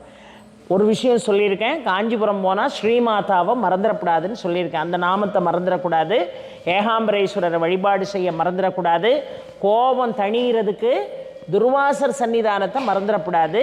லலிதா சஹஸ்ரநாமம் யாராவது பாராயணம் பண்ணணும்னு நினச்சிங்கன்னா ஹயக்ரீவரையும் அகத்தியரையும் தரிசனம் பண்ணாமல் வந்துடக்கூடாது. இப்படி நிறைய விஷயங்கள் அந்த கோயிலுக்குள்ளே இருக்குது. அதை மாதிரி ரொம்ப அருமையாக பவதி பிஷாம் தேகி என்று அந்த விஷத்வாரத்தின் வழியாக அம்பாள்கிட்ட வேண்டணும். காலம் முழுதுங்க, நம்ம உயிர் இருக்கிற வரைக்கும் பட்னின்னா என்னன்னு தெரியாது, நமக்கு பட்னின்னா என்னன்னு தெரியாது. ரொம்ப அழகாக சுந்தரர் போய் கோழிலி ஸ்தலத்தில் பாடுவார் பாருங்க. கோழிலி ஸ்தலத்தில் சுந்தரர் பாடுவார், நீழ நினைந்தடியேன் உன்னை நித்தமும் கைத்தொழுவேன், வாழன கண்மட வாழவள் வாடி வருந்தாமே, கோழிலை எம்பெருமான் குண்டையூர் சில நெல்லு பெற்றேன், ஆழிலை எம்பெருமான் அவை அட்டி தரப்பணியேனார். காலையில் எந்திரிச்ச உடனே நேராக போய் பெட் காஃபி குடிக்கக்கூடாது. நேராக போய் உங்களுக்கு அந்த குளிரில் குளிக்க முடியாட்டா கூட முகம் கை காலெல்லாம் கழுவிட்டு மறக்காமல் இந்த காதையும் கழுவணும். ஏன்னா இது ஓம் என்கின்ற பிரணவ ரூபம் நம்முடைய உடம்பில். அதனால் இதை கழுவாமல் இருந்துடக்கூடாது. இதையும் கழுவிட்டு நல்ல கை காலெல்லாம் துடைச்சிட்டு நல்ல நெத்தி நிறைய சந்தனமோ விபூதியோ பூசிட்டு, அதுக்கப்புறம் நான் அன்றைக்கே பால் பாத்திரம் எப்படி வைக்கணும், பால் எப்படி காய்க்கணும் சொல்லி கொடுத்துட்டேன்.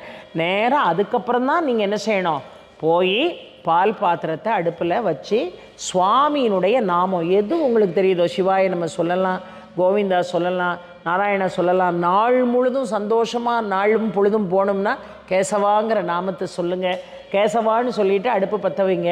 என்றைக்குமே வயிற்றுக்கு குறை இல்லாமல் இருக்கும். அதை விட்டுட்டு நான் பெட் காஃபி தான் நான் குடிப்பேன்னு பல்லே விளக்காமல் பெட் காஃபி குடித்தா இருக்கிற செல்வமும் கொஞ்சம் கொஞ்சமாக நம்மளை அறியாமலே தேஞ்சிக்கிட்டு போகும். அது நமக்கு தெரியாது, நம்மளை கேட்டுக்கிட்டு தேயாது. செல்வம் நம்மளை கேட்டுக்கிட்டும் வராது, செல்வம் நம்மளை கேட்டுட்டும் விட்டுட்டு போகாது. அதனால் சில விஷயங்கள் நம்ம கண்டிப்பாக ஃபாலோ பண்ணணும். அதுலேயும் காலையில் வீட்டில் எழுந்த உடனே அடுப்படியை சுத்தம் பண்ணிவிட்டு நல்லா அரிசி மாவில் கோலம் போடுங்க. எதில் கோலம் போடணும்? அரிசி மாவில் ஏன் கோலம் போடணும்? ஏன் கோல மாவில் கோலம் போட எவ்வளோ அழகாக சொல்கிறாங்க பாருங்கள். அக்னிக்கு முதல்ல நன்றி சொல்கிறதுக்கு முதல்ல அரிசியால் கோலம் போடணும். அது மட்டும் இல்லை, இன்னொன்று நம்முடைய மாண்டு போன முன்னோர்களுடைய ஆசி நமக்கு இருக்கணும். நம்ம எவ்வளோ சாமி கும்பிட்டாலும் அவங்க தோஷம் நமக்கு இருக்கிற வரைக்கும் நமக்கு எதுவுமே வாழ்க்கையில் நடக்காது. அப்போது சில பேர் அமாவாசைக்கு தர்ப்பணம் கொடுத்துருப்பான், திதி கொடுத்துருப்பான், கொடுக்காமல் போயிருப்பான். அவன் இறந்து போன நாளே நிறைய பேர் மறந்துடுவான். கொஞ்ச நாள் கழித்து இந்த கடவுள் மறதியை கொடுத்தாரு பாருங்க, கொஞ்ச நாள் கழித்து அதை மறந்துடுவான். ஆனால் ஒரு நாள் நம்முடைய பெற்றவர்களை, நம்முடைய பித்ருக்களை நம்ம மறக்கக்கூடாது. ஒருவேளை மறந்துட்டோம்னா அந்த பாவமும் தோஷமும் யாருக்கு வரும்? நம்முடைய சந்ததிகளுக்கு வந்து சேர்ந்துடும். அதுக்காக கரை சேராமல் இருக்கக்கூடிய ஆன்மாக்கள் எல்லாம் அலறிக்கிட்டு அலையும், அழுதுகிட்டு. அது கண்ணீர் வடிக்க வடிக்க நமக்கு சுபிட்சமே இருக்காது. அப்போது மாக்கோலம் நீ போடு. நம்முடைய முன்னோர்கள் சொல்லி கொடுத்தான். வாசலில் ஒரு காலத்தில் மாக்கோலம் தான். இப்போ தான் விதவிதமாக கோலப்பொடியை வச்சு ரங்கோலி போட்டுக்கிட்டு என் வீட்டு கோலம் அழகா, ஓன் வீட்டு கோலம் அழகான்னு ஒரே போட்டியாக இருக்குது. அதுக்கு 4 ஜட்ஜி வந்து மார்க் போடுற நிலைமையில் இன்றைக்கி இருக்குது. இன்னும் நிறைய பேர் கோலமே போடுறதில்ல. என்ன பண்ணுறது? ஒரு ஸ்டிக்கரை வாங்கி ஒட்டிட வேண்டியது. ஸ்டிக்கரை வாங்கி ஒட்டிட்டு தண்ணியை மட்டும் அப்படியே தெளிச்சிட்டு போயிட வேண்டியது. ஒன்று சொல்கிறேன் பெரியோர்களே, வீட்டு வாசலில் வெறுந்தண்ணி தெளிச்சிங்கன்னா பயங்கர சிக்கல். வெறுந்தண்ணி எங்கே தெளிப்பாங்க? நான் இந்த ஆலயத்துக்குள்ளே வச்சு நான் சொல்ல விரும்பலை. வெறுந்தண்ணி தெளித்தா அடுத்த நிமிஷம் ஒரு 2 கம்பியாவது இழுக்கணும். ஒரு 2 கம்பியாவது இழுத்துட்டு தான் என்ன செய்யணும். அது மாதிரி மாக்கோலம் போட்டால் நீங்கள் பல ஆண்டுகள் சிரார்த்தம் பண்ணலை, சிரவணம் பண்ணலைன்னு சொன்னால் அந்த பித்ருக்கள் எல்லாம் அழியும் பாருங்கள், அழுது கொண்டு அலையும் பாருங்கள். இப்போ இந்த எறும்புகள் வந்து அந்த அரிசி எடுத்து சாப்பிடும்போது இப்படி வரிசையாக போயிட்டே இருக்கும். நீங்கள் கொஞ்சம் ஆய்வு பண்ணணும். இந்த எறும்பு பாருங்கள், ஒருத்தன் பின்னாடி ஒருத்தன் ஒழுங்காக போவான். அப்படி ஒழுங்காக போயிட்டே இருப்பான். திடீர்னு ஒருத்தன் மட்டும் பிரேக் போட்டு நிற்பான். அவன் ஏன் நிற்கிறான்னா, நம்முடைய சமயம் சொல்கிறது, இந்த இல்லத்தில் தான் எனக்கு சாப்பாடு கொடுத்துருக்கான். இவன் குடும்பத்தில் ஏதாவது பித்ருக்கள் சாபத்தோடு, அதாவது இவனுக்கு சாபம் கொடுத்து இவன் பித்ரு தோஷத்தோடு இருந்தான்னா, அவன் மனசு சாந்தி அடையாமல் இருந்தால் இந்த உணவை நான் உன் சார்பிலே ஏற்றுக்கொண்டு அந்த பித்ருக்களுடைய சாபம் இந்த குடும்பத்தில் வாழ்கிறவனுக்கு நீங்கணும்னு எறும்பு பிரார்த்தனை பண்ணுமா. நம்ம பிரார்த்தனை பண்ணுறோமோ இல்லையோ, நமக்காக எறும்பு பிரார்த்தனை பண்ணோம். அதனால தான் மிக அருமையாக மாக்கோலம் போடணும். இந்த விஷயத்தெல்லாம் நமக்கு சொல்லி கொடுத்தாங்க. அதனால் இறைவனுடைய நாமத்தை சொல்லி நீங்கள் என்ன செய்யணும், எந்த ஒரு காரியத்தையும் அப்பா உனக்கு சமர்ப்பணம், ஆதிபராசக்திக்கு சமர்ப்பணம், சிவார்ப்பணம். நம்ம என்ன செய்யணும், பகவானுடைய பாதத்தில் நம்முடைய டே டு டே லைஃப் அத்தனையும் அவன் பாதத்தில் சமர்ப்பித்தோம்னா வாழ்க்கையில் பிரச்சனை வராது. இதில் மிக பிரசித்தி பெற்ற ஒரு விஷயம் என்னென்னா, அந்த காஞ்சி காமாட்சி அம்மனுடைய ஆலயத்தில் தான் 2 படி நெல்லெழுந்து கொடுத்து நீதாமா 32 அறங்களை செய்யணும்னார். 32 அறங்களை செய்யணும்னார். அம்பாள் வந்து அந்த 32 அறங்களை செஞ்சுக்கிட்டு இருக்கா. வாழ்க்கையில் நம்ம கேட்கறது நமக்கு கிடைக்கணும்னா கூட 32 அறங்களை செய்ய முடியாட்டா கூட ஏதாவது 1-2 அறங்களாவது நம்ம என்ன செய்யணும், வாழ்க்கையில் கண்டிப்பாக செய்யணும். அந்த 32 அறங்களையும் சொல்ல முடியாத காலத்தினுடைய அருமை கருதி கொஞ்சம் ஷார்ட் அண்ட் ஸ்வீட்டாக சொல்கிறேன். ஏன்னா காஞ்சி காமாட்சி அம்மனுடைய ஆலயத்துக்கு போனால் இந்த அறங்கள் எல்லாம் உங்களுக்கு முதல்ல என்ன செய்யணும், ஞாபகம் வரணும். அதை முதல்ல சொல்கிறாரு. எல்லா தானங்களையும் விட மேலான தானமே அன்னதானம் தான். அதனால் படி இழக்கணுங்கிற அம்மா. எல்லாருக்கும் சாப்பாடு கொடு, எல்லாரும் போதும்னு சொல்கிற விஷயம் அது ஒன்று தான். ஆகாரம் கொடுக்கணும், பசிச்சவனுக்கு ஆகாரம் கொடுக்கணும், அன்னதானம் செய். அதான் அறம் வளர்ப்பதில் முதல் அறமாக இருக்கிறது. 2வது, இதை மாதிரி வேத விற்பனர்கள் இந்த வாயை திறந்தாலே என்ன ஸ்பஷ்டமாக சமஸ்கிருதம் வந்து விழுது பாருங்க. அவங்க சொல்ல சொல்ல நம்முடைய அவயவங்களுக்குள்ளே ஏதோ ஒரு நல்ல ஒரு மாற்றம் நிகழ்வது போல ஒரு உணர்வு. ஏன்னா அவங்க சொல்ல சொல்ல நம்முடைய கான்சன்ட்ரேஷன் பூரா அதில் தான் இருக்குது. எப்பொழுதுமே தெரிஞ்ச விஷயத்த சொன்னாங்கன்னு வைங்களேன், நம்ம கான்சன்ட்ரேஷன் இருக்காது. தெரியாத விஷயத்த சொன்னால் தான் கூர்ந்து கேட்போம். அவர்கள் அளவுக்கு நம்மளால் சமஸ்கிருதம் என்ன செய்ய முடியல, சொல்ல முடியல. ஆனால் சமஸ்கிருதத்தை இவர்கள் சொல்கின்ற பொழுது, அந்த மந்திர உச்சாடனம் செய்கின்ற பொழுது நமக்கு நம்மை அறியாமல் ஒரு பயபக்தி வந்து விடுகிறது. அப்பேற்பட்ட சிவகைங்கரியங்கள் செய்யக்கூடிய, ஆலய கைங்கரியங்கள் செய்யக்கூடிய இதை மாதிரி சிவாச்சாரியார்கள் கஷ்டப்படாமல் பார்த்துக்கிடணும். என்ன செய்யணும்? இது அம்பாள் சொன்ன அறம், நான் சொல்லலை. அவர்கள் சிரமப்படாமல் அவங்கள பார்த்துக்கிடணும். அவங்களுக்கு ஆகார குறைபாடே வரக்கூடாது அப்படின்னு 2வது சொன்னாங்க. 3வது ஒரு விஷயம், அதை ரொம்ப முக்கியமாக நினைக்கணும். என்ன மாதிரி பேசக்கூடிய, அதாவது தமிழ் நெறிகளை பரப்பக்கூடிய பரப்பாளர்கள் இருக்காங்க பாருங்கள், அவங்கள பட்டினி இல்லாமல் பார்த்துக்கிடணுமா. அவங்களுக்கு நல்ல சாப்பாடு கொடுத்து நல்லா தெம்பாக வச்சுருந்தா தானே இன்னும் 10 கோயிலில் போய் பேசுவாங்க. ஆனால் இது சாதாரண இடமாயா இந்த ஆதிபராசக்தி கோயில். இந்த 16 நாளும் ஒரு சாப்பாட்டுக்கு பஞ்சம்னா என்னன்னே தெரியாத அளவுக்கு பையா சாப்பாடு கொடுத்து நாங்கள் வீட்டுக்கு போய் நாங்கள் எல்லாரும் வட்டமாக உட்காந்து இதை ஒரு வேலையாகவே 16 நாள் செஞ்சுருக்கோங்க. ஒரு 16 நாளும் அடையப்பா சாம்பார் சாதம் என்ன, ஒரு புட்டு என்ன, இந்த புட்டெல்லாம் அடையப்பா அடிச்சுக்கிடவே முடியாதுங்க. அந்த புட்டுக்கு இடையில அந்த உருளைக்கிழங்கு அப்படி மெதுவாக மெல்லிசாக ஃப்ரை பண்ணி அதை போட்டிருக்கு. இடியாப்பம், கருத்தரிசியில் இடியாப்பம் என்ன, கொழக்கட்டை என்ன, அதுக்குள்ளே இருந்த பூரணம் என்ன, தயிர் சாதம் என்ன. நேற்று பார்த்தீங்கன்னா பூகணக்காக சாதங்க. அதுலேயும் நான் ஒரு குறிப்பை கவனித்தேன். எல்லா நாளும் வேறு அரிசியில் சாப்பாடு இருந்தது. நேற்று மட்டும் பாசுமதி ரைஸ் மாதிரி இருந்தது சாப்பாடு. ஏன்னா எல்லாரும் இங்கே வரப்போகிறா, எல்லாரும் சாப்பிடணும். சில பேர் சுகர்னு சாப்பிடாம போயிடக்கூடாது. நான்லாம் சுகர் இருந்தாலும் சாப்பிடுவேன், அது வேறு விஷயம்னு வைங்களேன். சுகர்னு சாப்பிடாம போயிடக்கூடாதுன்னு பார்த்து ஒரு காரியத்தை செய்கிறாங்க பாருங்க. ஒரு தாயுள்ளம் கொண்ட எங்கள் ஐயாவை மீண்டும் உங்கள் கரகோஷத்தோடு நான் பாராட்ட கடமை. அவ்வளவு நேற்று என்ன அழகா சாம்பார் என்ன, ரசம் என்ன, அடையப்பா ஒரு பாயாசம் கொடுத்தாங்க பாருங்க. உண்மையை சொல்லணும்னா எங்கள் வீட்டில் அந்த பாயாசத்துக்கு அப்படி ஒரு அடிப்படி, எனக்கு கொஞ்சம் கொடு உனக்கு கொஞ்சம் கொடு, அவ்வளவு டேஸ்டாக நேற்று சாப்பாடு சமைச்சிருந்தாங்க. அந்த வேத விற்பனர்களுக்கும் இந்த மாதிரி உபன்யாசம் செய்பவர்களுக்கும் நெறிமுறைகளை எடுத்து சொல்கிறவங்களுக்கும் என்ன கொடுக்கணுமா, ஆகாரம் கொடுக்கணுமா. ஆகாரம் கொடுக்காம இருந்துடக்கூடாது. இன்னொன்று நான் தெளிவாக சொல்லிட்டு போகிறேங்க. எத்தனையோ அறங்கள் இருக்குது, முக்கியமான அறங்களை சொல்கிறேன். சலவை தொழிலாளிகளை நல்லா கவனிச்சுக்கிடணுமா. துணி துவைப்பாங்கல்ல, இங்கே எப்படின்னு தெரில, அங்கெல்லாம் இருக்காங்க. துணி துவைக்கிறவங்கள நல்லா கவனிக்கணும். ஏன் சொன்னாங்கன்னா அண்ணையா நல்லா கவனிச்சுக்கிடணும் அவங்கள. நீங்கள் இந்தியா வரும்போது கூட சலவை தொழிலாளிகளுக்கு அம்பாள் அந்த அறத்தை சொல்கிறா. துணி துவைக்கிறதுக்கு கல் வாங்கி கொடு, துணி துவைக்கிறதுக்கு கல் வாங்கி கொடு, துணி துவைக்கிறவன கஷ்டம் இல்லாமல் பார்த்துக்கோங்கிறா. ஏன்னா நம்முடைய கர்மா நம்ம போட்டிருக்கிறதுல எதில் வந்து உட்காரும்னு கேட்டிங்கன்னா 2 விஷயத்தில் தான் வந்து உட்காரும். ஒன்று செருப்பு, இன்னொன்று நம்முடைய ஆடை. இந்த 2ல் தான் நம்ம கர்மா பூரா படியுமா. அதனால யாருக்காவது கிழியாத அழியாத நிறம்போகாத ஆடையை நீங்கள் கொடுக்குறதா இருந்தால் கூட நல்லா துவைச்சி நீங்கள் அருமையாக ட்ரை வாஷ் பண்ணி நல்லா கொஞ்சம் போல் உப்பு கொஞ்சம் போல் பச்சை கற்பூரம் முணுக்கி அந்த ஆடையை சுற்றி போட்டு அதனுடைய தோஷத்தை நிவர்த்தி பண்ணி தான் நீங்கள் யாருக்காவது ஒருத்தர் கொடுக்கணும். அவ்வளவு அருமையாக செய்யக்கூடிய ஒரு அற்புதமான விஷயம். அவர்களை கவனிக்கணும், நாவிதர்களை கவனிக்கணும்னு அறம் சொல்லிச்சு. இந்த முடி திருத்துறவங்களே என்ன செய்யணுமா, கவனிக்கணுமா, அவர்களை கவனிக்கணும். அவங்க கஷ்டப்பட்டால் அவங்களுக்கு உதவி செய்யணும். இன்னொரு அறத்தை சொல்லிச்சு பாருங்கள். அந்த காலத்தில் கிராமத்தில் நமக்கெல்லாம் அது தெரியாமலே செஞ்சுருக்கோம். கிராமத்தில் குழந்தை 2-3 பேர் பெற்றிருப்பாங்க. ஒரு தாய்க்கு நல்ல நிரம்ப பால் இருக்கும் குழந்தைக்கு கொடுக்கறதுக்கு, இன்னொரு தாய்க்கு பால் வத்தி போயிருக்கும். இந்த பால் வத்தி போன வீட்டில் உள்ள குழந்தை கிடந்து அழுவும். பால் நிரம்ப வரக்கூடிய தாய் அவள் வீட்டுக்கு தூக்கிட்டு போயிடுவா, தூக்கிட்டு போய் அவள் பால் ஊட்டுவா. இதுதான் அம்பாள் சொல்லக்கூடிய மிகச்சிறந்த அறம். பாலூட்டணும் குழந்தைகளுக்கு. அது மாதிரி தாய் தந்தை இல்லாத குழந்தைகள், இன்னொன்று முதியோர்கள், அவர்களை தவிக்க விடாமல், ஒருவேளை அவங்களுக்கு இருக்கக்குள்ள வீடு இல்லைன்னா அவர்களுக்கெல்லாம் வீடு கட்டி கொடுக்கணும். இன்னொன்று சொல்கிறாங்க பாருங்கள், பசுவுக்கு தீவனம் கொடுக்கணும். அதனால தான் யாவர்க்குமாம் இறைவர்க்கோர் பச்சிலை, யாவர்க்குமாம் பசுவிற்கோர் வாயுரை, யாவர்க்குமாம் உண்ணும்போது ஒரு கைப்பிடி, யாவர்க்குமாம் பிறர்க்கு இன்னுரை தானே என்று திருமூலர் திருமந்திரத்தில் பாடினாரே. யாவர்க்குமாம் இறைவர்க்கோர் பச்சிலை, ஒரு சின்ன தூபம் இல்லாமல், ஒரு சின்ன நீர் இல்லாமல், ஒரு சின்ன இலை இல்லாமல் இறைவனை வழிபாடு செய்யாத, காரணம் சொல்லாத. எனக்கு துளசி கிடைக்கல, எனக்கு வில்வம் கிடைக்கல, எனக்கு அருகம்புல் கிடைக்கலன்னு காரணம் சொல்லாத. நீ மணிக்கணக்கில் மாதக்கணக்கில் வாங்கி இவ்வளவு போடணும்னு அவசியம் இல்லை.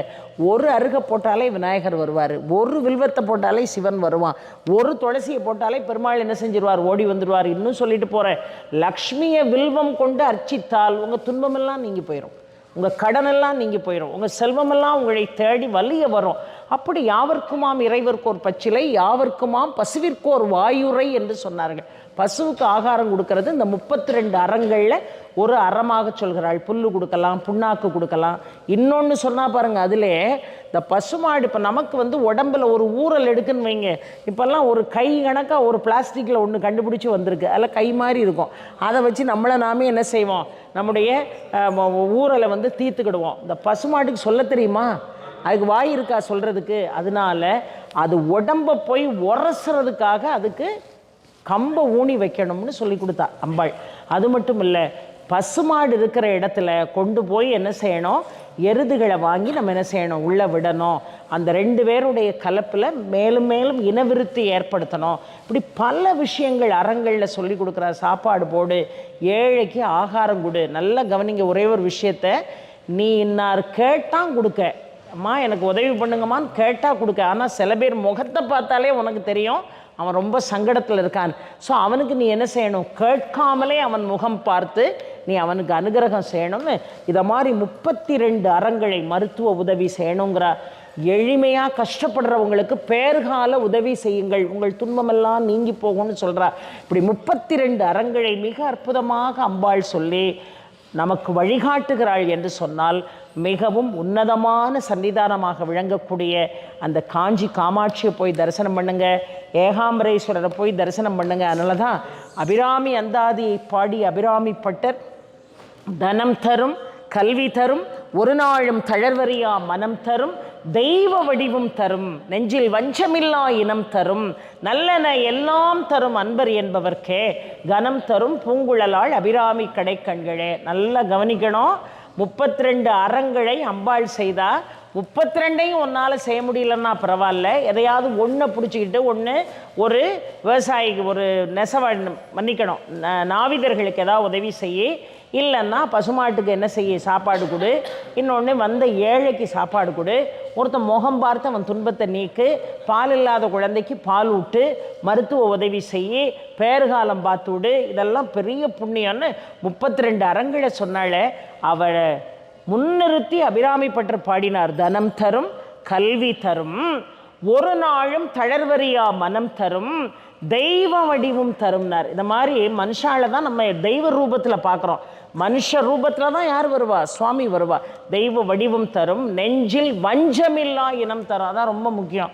நம்மளை சுற்றி இருக்கிறவன் பூரா நம்மளை நல்லா இருக்கும்னு நினைக்கிறவன் 100ல் ஒருத்தன் தான் இருப்பான். ஆனால் வஞ்சமில்லாத இனம், பெரியப்பா சித்தப்பா சித்தி அத்தைன்னு வாய் திறந்து பேசினா மட்டும் போதாது, அந்த பேச்சில் ஒரு உண்மை இருக்கணும். நெஞ்சில் வஞ்சமில்லா இனம் தரும், நல்லெண்ண எல்லாம் தரும். நீங்கள் என்னென்ன எதிர்பார்க்கீங்களோ அத்தனையும் தருவா. ஆனால் யாருக்கு, எல்லாருக்கும் இல்லை. தனம் தரும், கல்வி தரும், ஒரு நாளும் தளர்வறியா மனம் தரும், தெய்வ வடிவும் தரும், நெஞ்சில் வஞ்சமில்லா இனம் தரும், நல்லன எல்லாம் தரும் அன்பர் என்பவர்க்கே கனம் தரும் பூங்குழலாள் அபிராமி கடை கண்களே என்று அற்புதமாக அபிராமி பட்டர் பாடுகிறார் என்று சொன்னால் அந்த காஞ்சி காமாட்சியை சென்று பாருங்கள், ஏகாம்பரேஸ்வரரை வலம் பெறுங்கள். மிக அருமையாக ஆதிபராசக்தி இங்கே காந்திமதி அம்மனுடைய ரூபத்திலே, காஞ்சி காமாட்சியினுடைய ரூபத்திலே, காசி விசாலாட்சியினுடைய ரூபத்திலே மிகவும் அம்சமாக இங்கே மிகவும் சக்தி வாய்ந்த பிரசித்தி பெற்ற ஒரு ரூபமாக உங்களுக்கு இங்கே வடித்து வைத்திருக்கிறார்கள். அவர்கள் நித்திய பூஜை செய்கிறார்கள். அதில் கலந்து கொண்டு அவர்களை மிக அருமையாக நீங்கள் கவனித்து கொள்ளுங்கள். இறைவன் உங்களை பார்த்து கொள்வான் என்பதை இந்த வேளையிலே செய்தியாக சொல்லி இந்த அருமையான வாய்ப்புக்கு உங்களிடம் நன்றி பாராட்டி உங்கள் வசமிருந்து நான் விடைபெறப் போகிறேன். ஆயிரம் நன்றிகளை என்னுடைய சிரம் தாழ்ந்து உங்களுடைய பாதங்களிலே நான் சமர்ப்பித்து உங்கள் வசமிருந்து விடைபெறுகிறேன். நன்றி, வணக்கம். உருவாய் அருவாய் உழதாய் இலதாய் மறுவாய் மலராய் மணியாய் ஒழியாய் கருவாய் உயிராய் கதியாய் விதியாய் குருவாய் வருவாய் அருள்வாய் குகனை ஆறிரு தடந்தோள் வாழ்க, அறுமுகம் வாழ்க, வெற்பை குருசை தனிவேல் வாழ்க, குக்குடம் வாழ்க, செவ்வேள் ஏறிய மங்கை வாழ்க, யானைதன் அணங்கு வாழ்க, மாறிலா வள்ளி வாழ்க, வாழ்க சீர் அடியாரெல்லாம் வான்முகில் வழாது பெய்க, மலிவழம் சுரக்க மன்னன் கோன்முறை அரசு செய்க, குறைவிலாதுயிர்கள் வாழ்க, நான்மறை அறங்கள் ஓங்க, நட்டவம் வழ்வி மல்க, மேன்மைகொள் சைவ நீதி விளங்குக உலகமெல்லாம். வெற்றிவேல் முருகனுக்கு, ஞானவேல் முருகனுக்கு, வீரவேல் முருகனுக்கு. பெரியார் ஆசீர்வாதத்தையும் உங்களுடைய அன்பையும் அம்மா ஒரு விருது கொடுத்து அவர்களை இப்பொழுது சந்தோஷப்படுத்த போகிறோம். இந்த விருது அம்மாவுக்கு இது வாழ்நாள் சாதனையாளர்னு சொல்லி ஒரு பெரிய ஒரு ஆசீர்வாதம் பண்ணுறோம். அவரையே பல்லாண்டு காலம் இந்த தர்மத்தை பண்ணிட்டு குழந்தையும் தர்மத்தோடு இருக்கும்படியாக வழிநடத்த வேண்டுமாக பிரார்த்தனை செய்து கொண்டுள்ளோம். ஸ்ரீ ஆதிபராசக்தி ஹீட்டு டெம்பிள் ஸ்ரீ ஆதிபராசக்தி ஆலயத்தில் 25ஆம் ஆண்டு வெள்ளி விழாவில் தொடர்ந்து 14 நாட்கள் தொடர் ஆன்மீக சொற்பொழிவை சிறப்பாக ஆற்றிய அம்மையார் திருமதி வாசுகி மனோகரன் எம்ஏ தூத்துக்குடி அவர்களுக்கு மகா சுவாமிகள் அருளாசியுடன் ஆன்மீக பக்தி பரவச சிகரம் என்ற விருதுகளை வழங்கி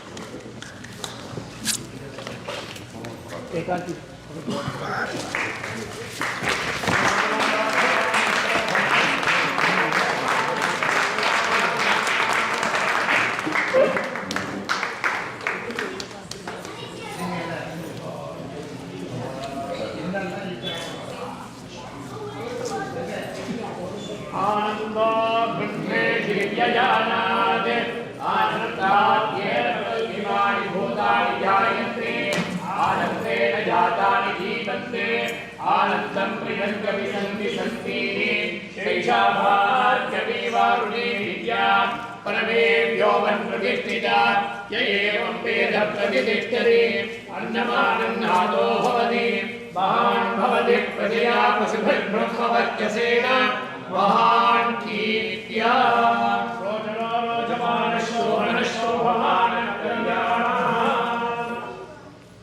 महास्वामिनां अष्टादशभुज कनकदुर्गाम्बिका परिपूर्णानुग्रह प्रसाद फलसिद्धिरस्तु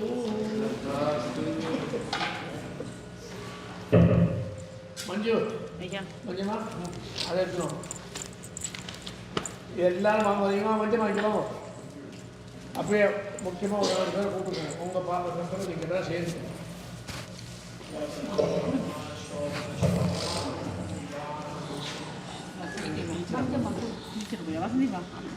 வாங்க எல்லாரும் வாங்க வாங்க மனம் வாங்க பிரசன்னாமா வாங்க அரே ஐயா ஐயா வாங்க